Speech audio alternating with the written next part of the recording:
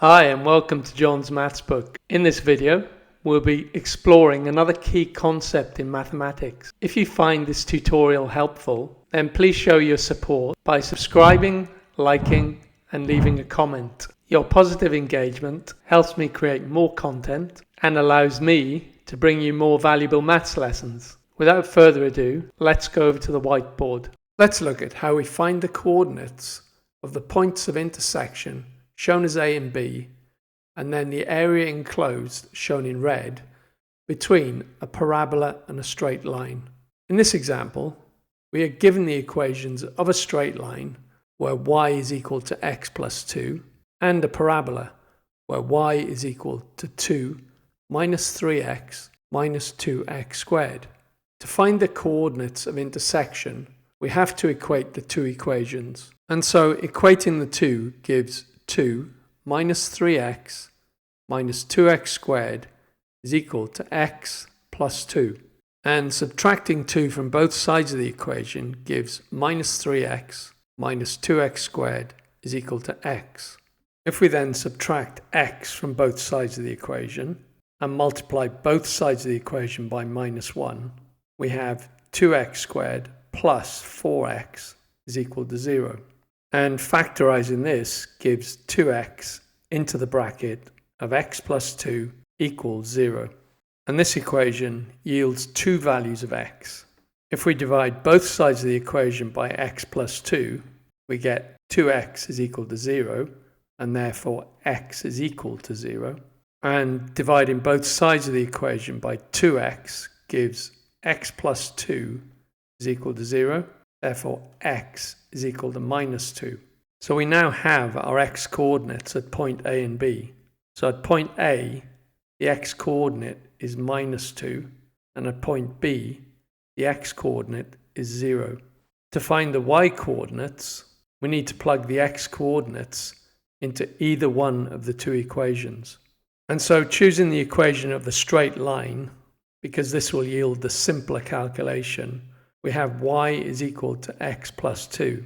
If we plug the value of x is equal to minus 2 into this equation, this gives us y equals 0.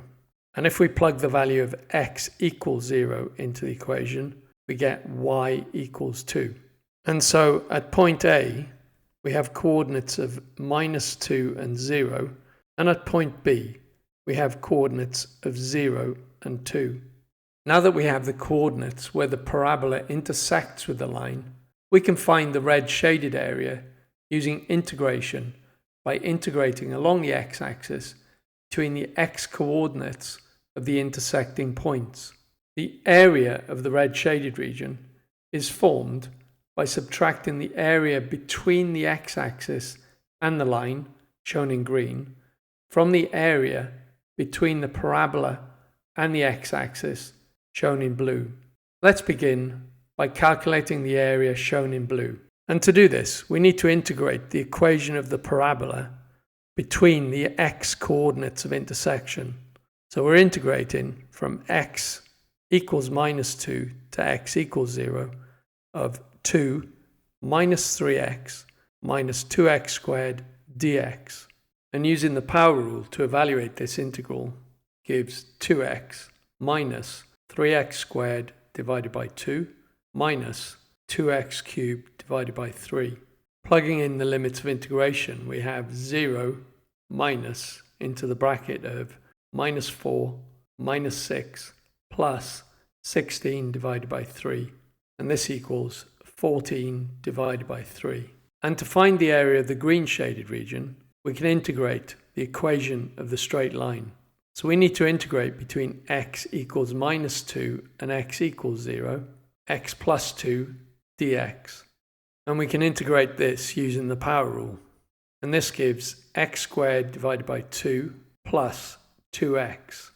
And when we plug in the limits of integration, we get 0 minus into the bracket of 2 minus 4, which equates to 2.